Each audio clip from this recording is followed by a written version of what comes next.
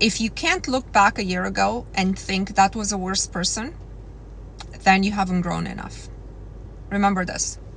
You should always in your life, that's why the best days are ahead of us, because as we go through life, we're supposed to accumulate wisdom. We're not supposed to accumulate heaviness. We're supposed to accumulate wisdom and have a lightness of life to us, right? Not so many things can trigger us, and we can find happiness in a lot more of the small things that before, maybe in our early 20s, we didn't notice, or, you know, the life was too busy to notice, right? So if you have grown through life the way you're supposed to evolve, consciousness is supposed to evolve, then you should look back at the you from 2 years ago, from 5 years ago, and be like, this is a better me with a better life, at least inside. Even if your material conditions are not as good, but inside you should feel a lot lighter. Who can identify with this? You know, that is really what true freedom is. Inside, you feel different. You feel happier. You feel more joyous because things can't trigger you. The world can't trigger you. You learn to self-regulate. You learn to regulate by not watching the world, by not allowing your energy field to be polluted with this constant negative information. So, not giving your energy away. Remember, when you hold a lot of thoughts in your head, those thoughts consume energy.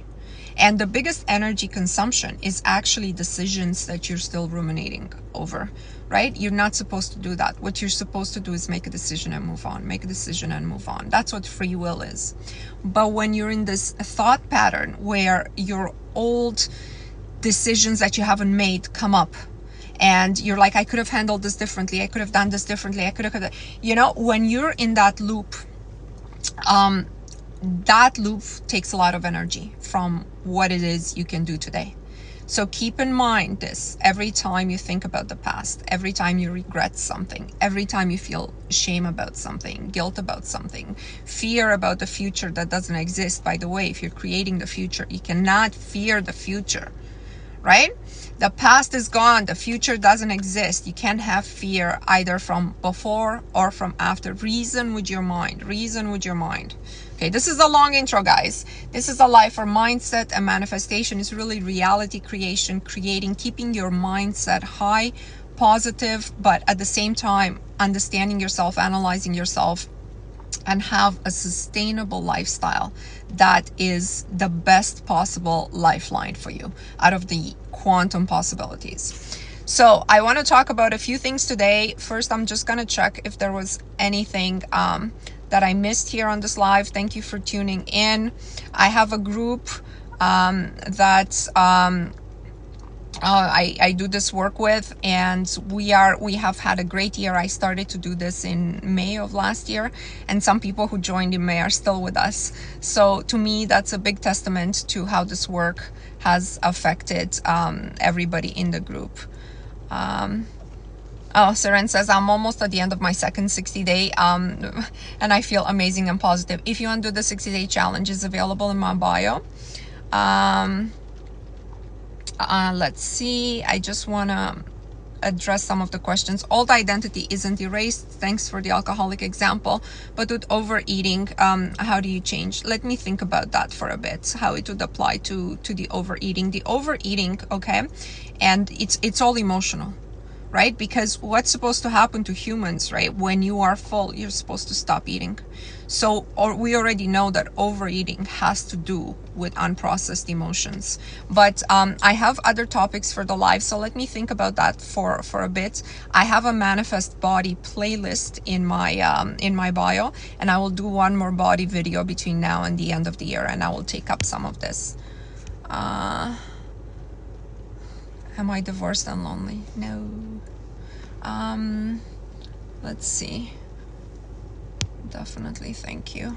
I'll ask my monitor to take off all of these people who interrupt with questions that are impertinent to our topic.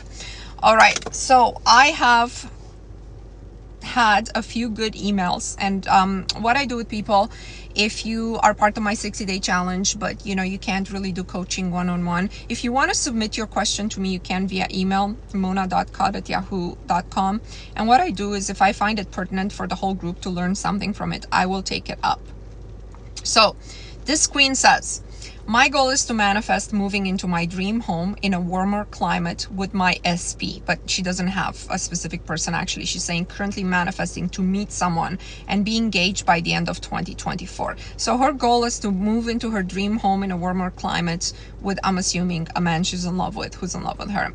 However, I really want to move out of my current environment ASAP. I've been in my current apartment for 4 years. I feel I have outgrown this place and I have a lot of memories here with my ex-friends, ex-boyfriends, etc. I know the environment plays a big part on our mindset, and changing environment can be very helpful. I can already feel the changes happening in terms of mindset as I'm doing the 60-day challenge. So my question is, should I put a different home location on my vision board, one that it's closer to me, which will get me out of the current environment, and then wait until I have moved to manifest my dream home in a warmer climate with ESP?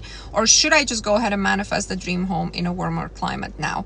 I know you've said manifesting the end goal is best way in a few of your videos, but I'm not sure what to do in this situation. So look guys, she's right about one thing. The environment plays a major part, a major role in how we perceive the world, because in an ideal world, we would have a box of our self-concept defined and very fixed. And in this box, it would be very, very positive statements, right? Like, you know, I'm very smart, I am very capable, everything always works out for me, I can affect my future, and I'm always contributing to others always give to me. So it's just a very positive self-concept in how you see yourself. And from that self-concept, you should really observe in the world what it is that matches that self-concept, right? And discard the rest. Don't let the rest trigger you. That's what they mean when they say matter doesn't matter, right? The 3D world doesn't matter. You shouldn't pay attention to the things that don't match this box of self-concept. But unfortunately, what happens with us as humans, we take our input from the output. So we operate the other way around. So what we do is we observe our environment, and based on that, we create this box of self-concept. So in the box of self-concept, it's almost like we look around every single day and be like, what should I put in this box? Oh, I'm ignored, I'm rejected, I'm not good enough, you know, I've been rejected from this job, so that means, you know, like the majority of people are better than me. This guy, he's ghosting me, I'm not wanted, I'm too old, nobody pays attention to me, the world is rude to me, etc., etc. Right? So because the input is so important in terms of what we see around us, I always say it's a great idea to change your environment and improve your environment on a constant basis. And this means your physical environment, your space. Like if you feel you no longer vibe with your apartment, with your home, with your country, with, you know, the group of friends that you have, you need to make these changes. So you cannot wait for sort of somebody to save you from that situation. Okay, you're the one who has to do it by taking inspired action. And what I mean by this, I'm going to come back in a second because sorry guys, I don't take calls during my live, please don't call me. So where were we? We're on the question, should she change her environment? Number one thing, Queen, you need to understand is that what happens is the timing is not up to us. Even though whatever it is we're manifesting, if you're doing it correctly, and what does it mean manifesting? It means we make the decision to have. It's a decision, it's an intention, it's not a desire, it's not a dream.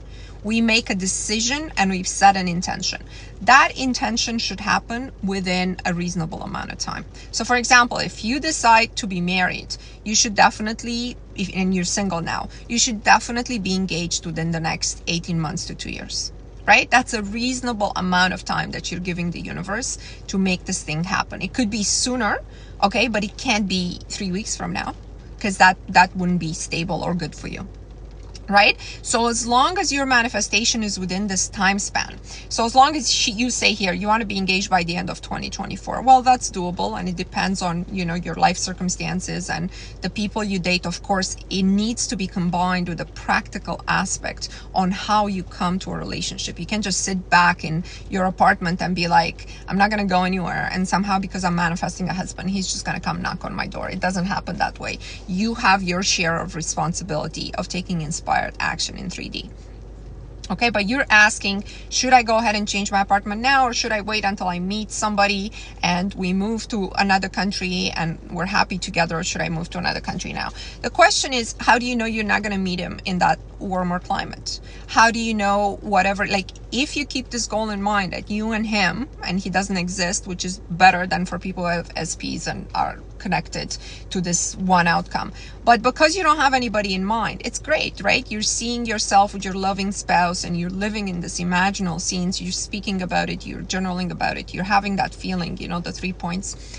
And as you're seeing yourself, why is it that can happen via different hows, right? Remember, the how is not up to you. So if you have a sequential timeline in mind, then you're trying to control the how, right? So you're trying to say, first I gotta meet this guy, then we gotta make plans to, then we gotta advance the relationship, then we gotta make plans to move, then we have to make sure both our jobs, we have jobs wherever we're moving in a warmer climate, and etc. Now you're trying to control the how. And I'm gonna tell you guys, when you try to control the how, the universe gets out of the way. The universe says, okay, you do it, right? You do it. And in this question, you know, I feel like what you need to be focused on is the end goal, but to take inspired action. And what is inspired action? Inspired action is always a prompt from the outside. So the prompt from the outside is this idea in your mind that your environment right now is bothering you, right? You need this change now. Now you need this change. That's inspired action, because this overwhelming feeling came to you, and you should do anything possible to act on satisfying this feeling, right? Your inner being is saying, change this.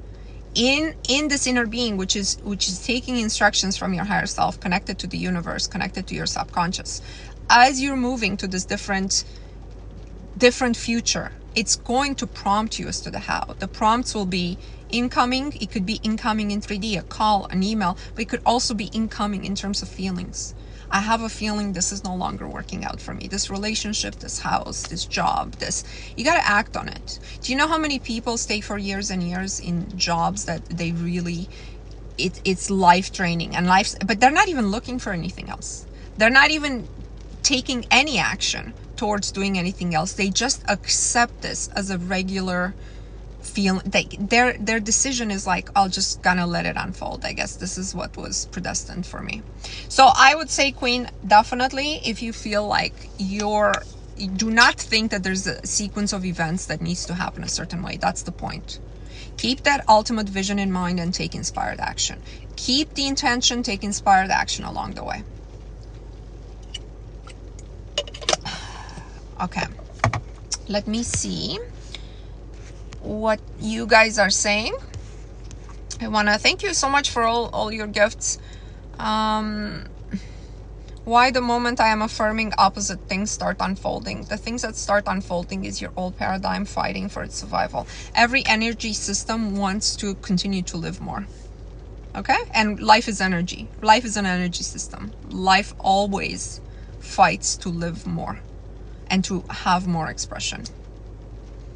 And this is why your old paradigm also wants to unfold. Remember, you're in charge. Do not identify with the mind. You're not the mind. You're the spirit that controls the mind. You tell the mind. You guys heard that expression, mind over matter? There's such a thing as spirit over mind. The spirit is your intention, your free will, your choice. And the mind is not going to deter you.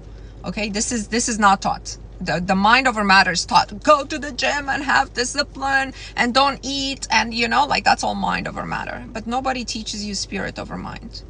Spirit over mind, because, you know, in our secular world, mind is the ultimate, but in reality, you know, it isn't. MJ, any special list we should write before New Year's with goals? I know you're part of my 60-day challenge and the group. So we're going to have the last group session this Saturday on the private live on Facebook. If you can't watch it at 1 p.m., it will be posted there. And I will talk to my group about specific things that we will do for the last few days of the new year. Let's see. 1000%. Think like an echo of your subconscious programming. Yeah. How do we change the environment when we have 3D things? People trying to take small changes, make small changes. Make small physical changes in your environment, guys. Okay, try different things around the house. Move your furniture around. Do the small things first. You know, get a new haircut. Do something else in your environment so that your senses, the way they perceive an environment, make a small improvement. You know, take a different route to work, even though it's longer. Maybe it's through a more beautiful neighborhood. Do something different. Do something. Nothing's going to change if you do the exact same things in the exact repeating sequence.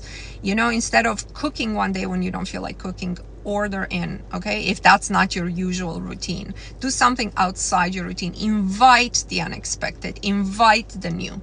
Just say, I want something different. I want something better for myself. Always talk out loud with the universe. Manifestation is simply a mindset that you try to think of more frequently to open yourself up to it. Yeah, remember guys, you're not manifesting. Okay, you're only creating the space for universe to deliver your manifestation. The universe is the one that is arranging circumstances and events in such a way to deliver your manifestation. Now, you can reject the universe efforts at any step of the way by not taking inspired action. All your job is to clear your energy system, always be in a state of non-guilt, non-shame, in a state of forgiveness to all, in a state of clean your energy aura, like we discussed at the end of every day, just like you clean your physical body. And you know, from this perspective, just say, I know everything works out for me all of the time. Here's my intention. I'm gonna stick to my intention. Show me what to do next. Show me. I am prepared to take any action that you show me, right? So you're opening yourself up, not being triggered. Remember your point of awareness every day. Every day you should be able to bring yourself back to your point of awareness at least 10 times. At least 10 times. Just come back to yourself and be like, where am I? What am I doing now? Why am I doing this? Why am I saying this? Why am I feeling this way? That means bringing your awareness back to you, not just running on default. Oh, I'm upset now. I'm stressed out. I am, you know, this country shit. This, you know, nothing's working out. You know, catch yourself. And I tell you, for the majority of people, it's more of the second line of thinking than their point of awareness. And they're wondering, how come nothing's manifesting? Yeah, it's because what you're doing to manifest is you meditate for 10 minutes. And then the rest of the day is like this negative unfolding, going with the flow. That's easy. Going with the world is negative. It's not, yeah, manifestation is not a superpower. Anybody can do it. But what you have to understand is that the quality of consciousness, okay, that creates the space for manifestation is personal, and it's not repeatable by other people. So for example, if I set my mind to, you know, I'm going to be engaged in the next year, or I'm going to manifest a car, it doesn't mean that if I get it, the next person can do it.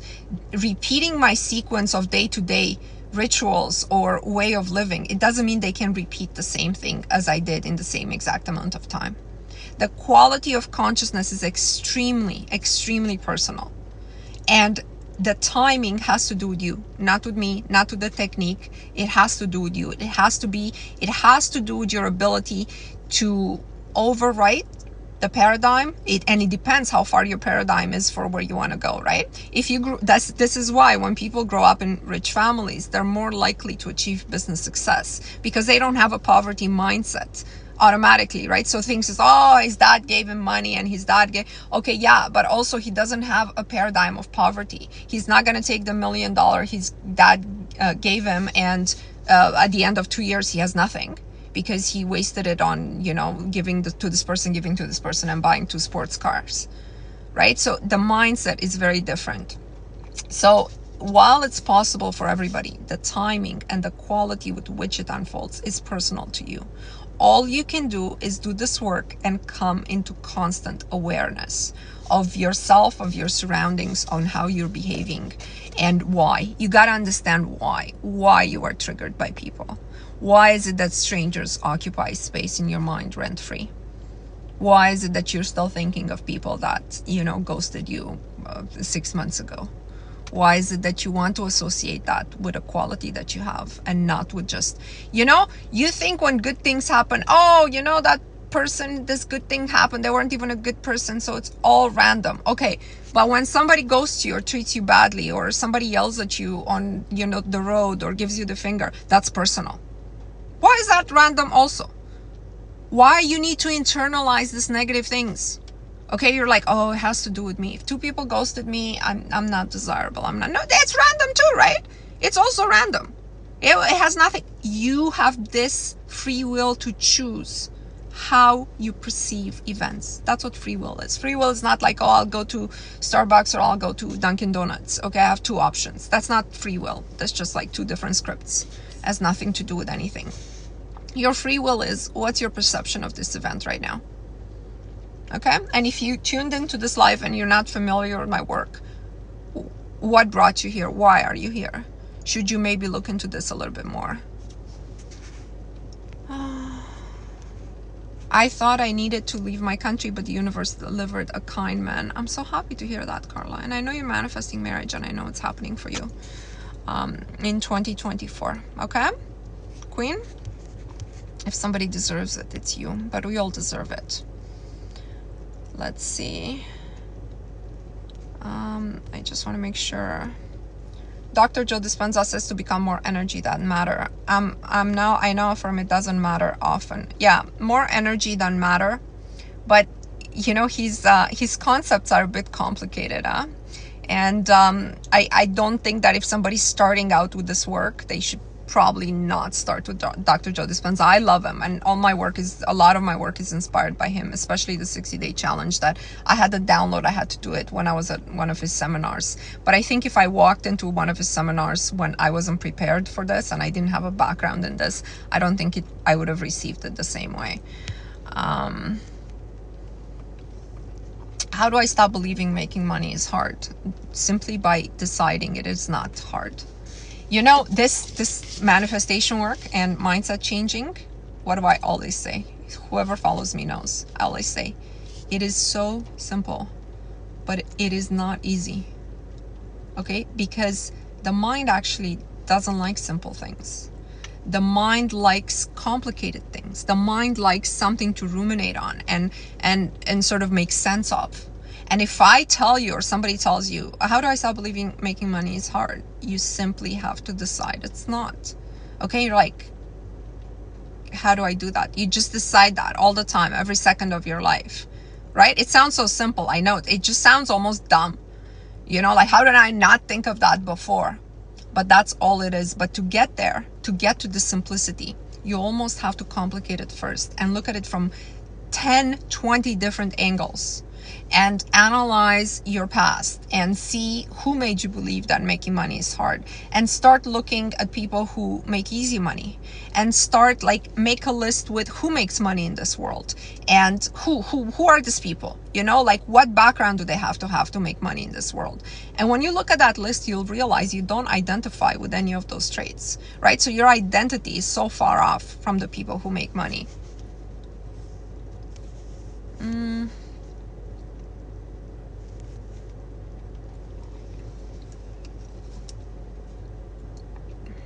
I asked the universe to remove toxic relationship from my life. It's happened, and now I'm having regret. This is a very, very, very pertinent comment, and it happens to the majority of people. They know they're in a bad spot. They know, especially women, right? Because men are easier. They leave easier. You're in a toxic relationship. You're asking it to be removed from your life, but your identity is so tied up with that toxicity and victim mentality. And you know, because being in these toxic relationships, it's an enforcer of our identity as we had as children many times, right? Women who are in toxic relationships is because they've observed toxicity. So this is what's familiar. So I want to tell you, the mind wants what's familiar. What's familiar, it's safe. Even if it's not good for you, it's safe because you know what's coming. You know what is coming, right? So your mind doesn't want to go to, I want to be in a good relationship where he loves loves me and adores me every day, because I will get super uncomfortable there. I wouldn't want to have that for like 3 months and then he leaves, right? Because that's what you're telling yourself, right? You haven't changed your identity to make yourself worthy of something like this. So your mind knows that if you experience this goodness with somebody else, you'd be like, something's wrong here. Like something's not right. It's not familiar, right? So when you're having regret, it's not logically, you don't understand it, right? Like, how can I have regret about losing a toxic relationship? So this is why manifestation, the whole idea is you got to come back to your intention. What is your intention? You know, when you're having regret, what is your intention? Or, you know, you hated your job, now you lost your job. What is your intention? Well, my intention was always, I want to have pertinent work, something that makes me happy. My intention is I want to be married in a fulfilling relationship. So this is why those things ended. Reason with your mind. Your mind is not for you. Most of the time it's against you. Okay, its job is to keep you physically safe. That's it. But its job is not to bring you whatever is best for you. Okay, I hope everybody knows that by now, especially if you've been watching my content. Dana, you know, I don't take this kind of topics in my lives. You know, I sort of keep it on how we can improve our mindset in our own personal life, because what I believe, civilization benefits when everybody's on a path of expanding their own consciousness and becoming better people. Dropping guilt, shame, stepping into forgiveness, not having any more triggers, not identifying with the past and a certain identity of the past, right? So if everybody did this work, everything will work out in the world. But it starts with the personal, right? I don't know who said this. I think maybe it was Gandhi. Like he said, if you want to change the world, you have to change yourself first. Maybe it was him, maybe somebody else. But isn't that the truth, right? Somebody asked me one time on one of my lives, how do you stop the wars that are going on in the world? The world would stop today if every single person in the world decided never to kill another human being again. It would be just a decision that is made. Imagine, like, okay, if we were all connected to a network and the network says you cannot in your programming kill another human being, and this was implanted in everyone's mind, all the wars would stop today. Right? So without personal change, there is no world change. That's why whoever's disseminating this information, unless they put us on a network and they make us do the same things at the same time, it will all be a personal choice of working on yourself. When I work on myself, I become better for those around me, and that automatically produces a better environment for everybody. My dreams are chaotic and makes it hard for me to be positive in the morning. How to stay fresh? Your dreams need to be chaotic until you deal with whatever it is in your paradigm that's not dealt with. Our dreams are very important. Whoever's doing my 60-day challenge, I have a separate tab there to record dreams. It's extremely important in our work to pay attention to what our subconscious brings up.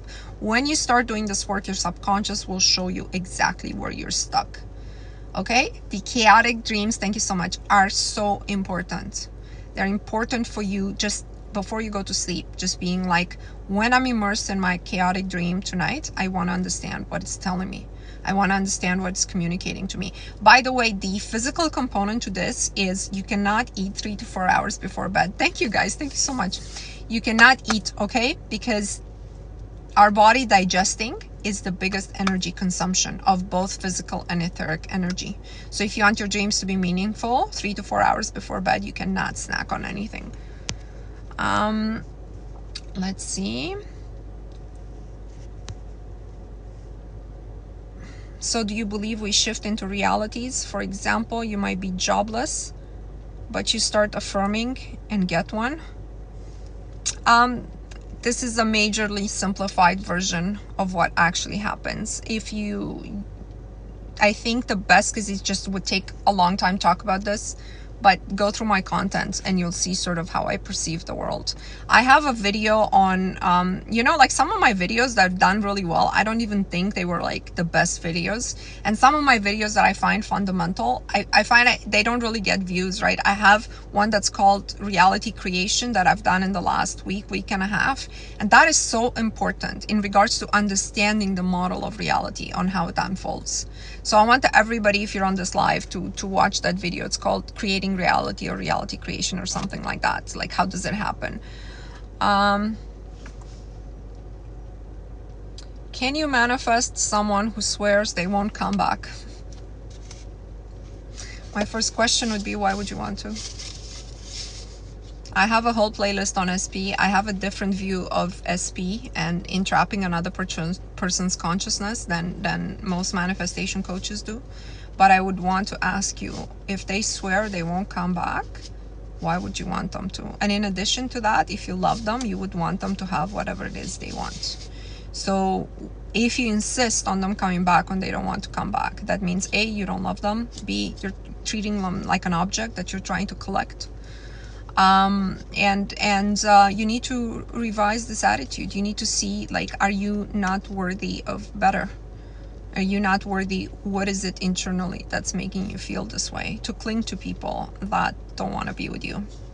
You know, this whole SP thing, and it's primarily a woman thing, okay, unfortunately. I don't have too many guys ask me how to manifest, women. But I think as women, we are taught since we're small to put the focus outside of ourselves. And so we're never on that pedestal. It's always somebody else on that pedestal. It's always the guy. It's always our children. It's always somebody else. Right? It's somebody else up there, and then we're trying to manifest them. We're trying to please them. When is it your time to be like, what does Mona want? And how can Mona attract a person that just matches that? Because Mona wants to contribute to a spouse. Mona feels her self-concept, self-worth. She has a lot to offer to the spouse. So how is it that she can attract in her energy field this person that matches all these things she wants to contribute back to her the things that she needs in her life? This is the approach when you want to manifest love, right? You put yourself at the center, and from that center, you're like, this is what I have to give. It's a lot. It's a lot. And if you feel you don't have enough to give, then don't bother trying to attract somebody else. Because right now you got to develop inside yourself some qualities that you can give another person to begin with, right? Don't go out there and be like, what can I take from this woman, from this man? What can I take? I don't really have anything to give, but I want them to love me. It doesn't work that way.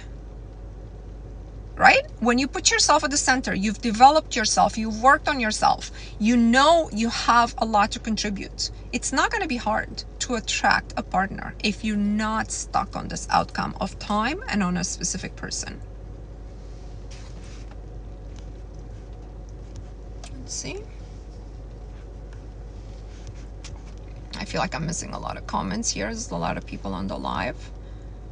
And I want to move on to another question that I received that I felt was important for the group.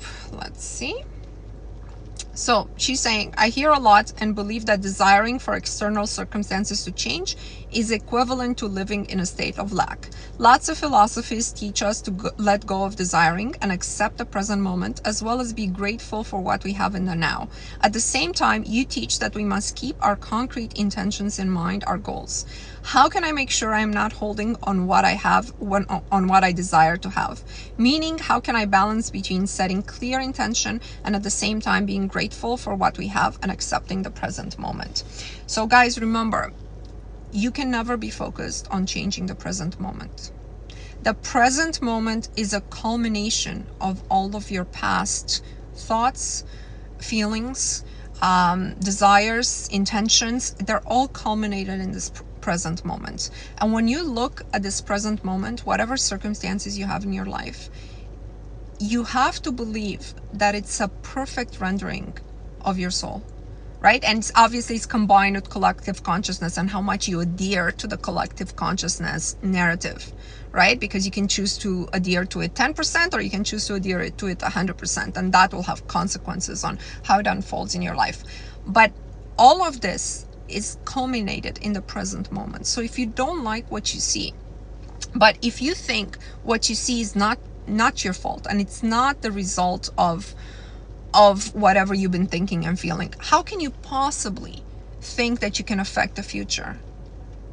So I want you guys to realize that only by saying this, what I see around me, the relationship that I have that's toxic, the job that I have that I hate, the body that I have that doesn't look like I want it to look, they're all made by me, or I've contributed a lot to either making it or adhering to ideas from the world that are not even mine, such that all men will cheat. You gotta accept, you gotta lower your standards to get somebody. All of those are ideas that it's better to be single. All of those ideas come from the world, right? So I played my part.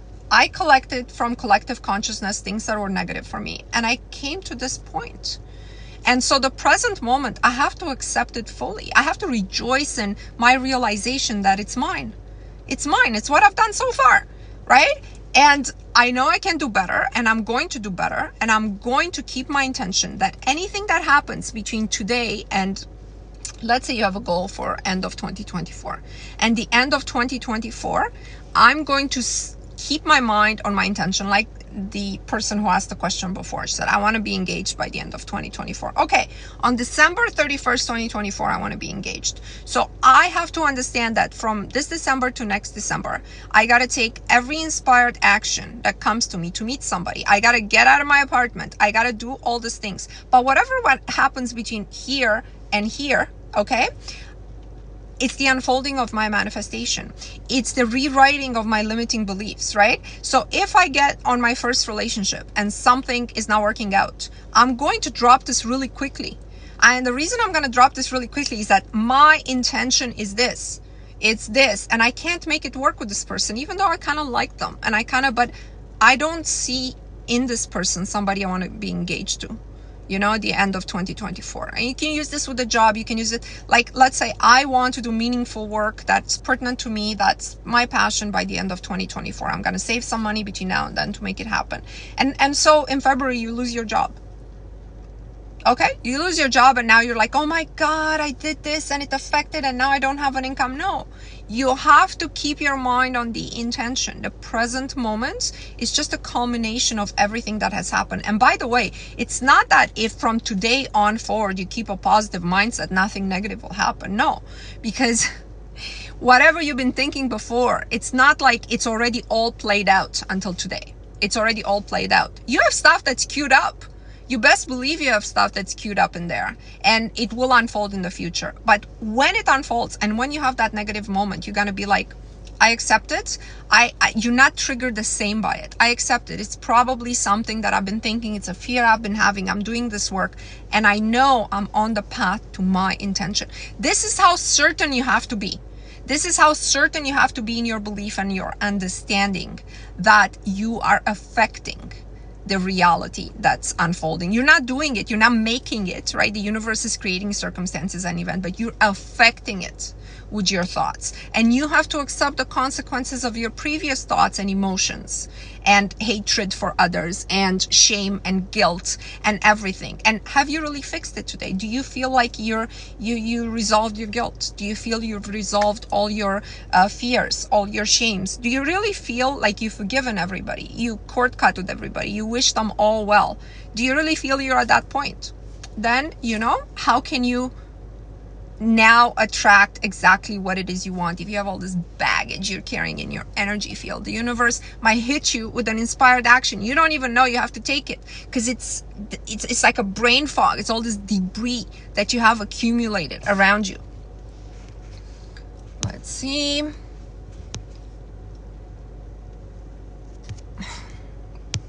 This system is not easy to use when it comes to comments, so I just gotta pick some comments. Not necessarily in order.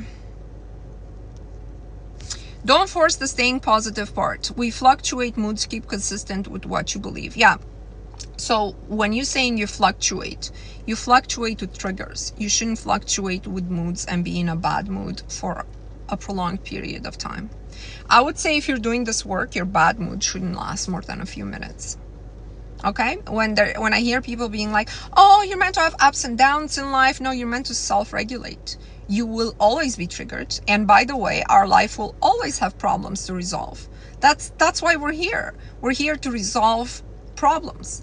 But the way those problems affect you and the way that you live your life day to day can be very different from inside, from somebody who's worried, anxious, guilty, angry, hateful, to somebody who's always doing something to improve and who's forgiven everyone and who's forgiven themselves and who's letting the past go and wishing everybody well. That's a different point of vibration inside. And even, guys, listen, good things will manifest out of this new vibration. But even if nothing manifests out of this vibration, isn't it better to feel lighter than to feel heavier? Isn't it better to just have this peaceful feeling inside than to hold on to this hatred, victimhood, anger, shame? Isn't it better? Like, don't just do this work just so you can get a new car, just so you can get your SP. Just do it because you want to achieve the state of peace. You want to feel good every day. You want to wake up and be like, everything's always working out for me. This is like, how is the day going to surprise me with something positive today? Something good's gonna happen to me today. Today, something good. I just know something good's gonna happen to me today. And you go and, like, you get a free coffee. Like, we did this coffee exercise a few times in my group, and people just go and, they're trying to pay at the coffee shop. Their machine doesn't work. They get their coffee for free. Somebody offers them a free coffee.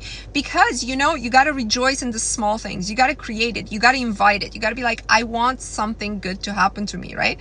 So the coffee thing is kind of like an inside joke for my group. Whoever's in my group would know what I'm talking about. Like, all sorts of really things that seemed impossible happened for the people who've been doing this work with me over this year. And next year is going to be, because now we're working on group energy, guys, if you guys don't know me. So now the group has increased, so the energy of it has increased, so people are manifesting faster. But you have to do the work. You have to be on my lives. You have to listen to it after on YouTube if you missed it. You have to internalize these concepts. It's not going to happen just right by journaling from 10 minutes a day. How do we forgive ourselves for the part we play? By understanding that you've done the best with the information that you had at the time, from the person that you were at the time. I am not the same person I was 2 years ago. And let's say maybe I regret certain things, the way I would react better to situations now than I did 2 years ago. But at the time, I reacted in the best possible manner based on who I was and what I knew. And that's how I'm always able to forgive myself, because I grow from every experience. Any mistake is okay. Any loop is not okay. Any loop, if you find yourself in the same situation, you leave a job you hate, you're back in another job you hate.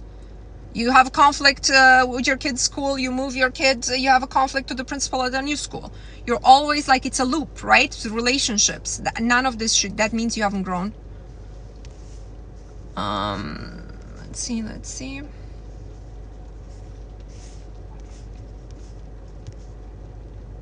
So after 60 days, we just do it all over again? Only if you want to. People want to, because they see changes.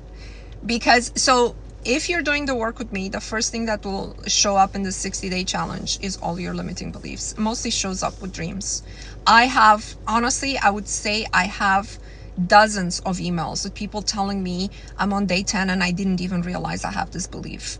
That I'm gonna maybe spend some time to organize these emails and publish them somewhere, like with respecting everyone's privacy. But it's like people are saying, like, I'm 50 years old and I didn't know this was something that was still in my mind, and it just popped up during the dream. So this work, like I said in the beginning, it has to be your lifestyle, whether it's in the 60-day challenge format or not. Your point of awareness, MJ, that you come back to, it has to be an every single day type thing. Because remember, you have to live above your paradigm every day, just like an alcoholic. You have to live above who you were. If you don't like the life that this person that you were has produced, you have to live above her. We never really conquer our demons. We just learn to live above them. They don't really go away. By demons, I mean the paradigms that we have in our minds that are negative for us. Let's see. Big hug from Mexico. Oh, can't wait to be in a warm climate also, which I shall be very shortly. Let's see. Okay, I'm gonna read one more because I'm not really seeing another question unless I missed it. You can put your question now. We don't have too much time. We're gonna do a little exercise. My lives are all 1 hour. They're generally, all this year, they have been Mondays, 12 p.m. Eastern Standard Time, Thursday, 7 p.m. Eastern Standard Time. This is my only live for this week. I can't do the Thursday. We're going into the holiday season, and I'm going to be, busy with events. This Saturday, for whoever's in my Facebook group, we're going to have our last live of the year. And in the Saturday live, I take more personal questions for my group because, people have personal circumstances that they want to talk about. So that's not really a teaching live. It's more like me being there for you. So please tune in Saturday at 1 p.m. I'll try to do one more live next week, but it's obviously not going to be Monday because Monday is Christmas. So I will post it in my story. So the last one is just some clarification on taking inspired action.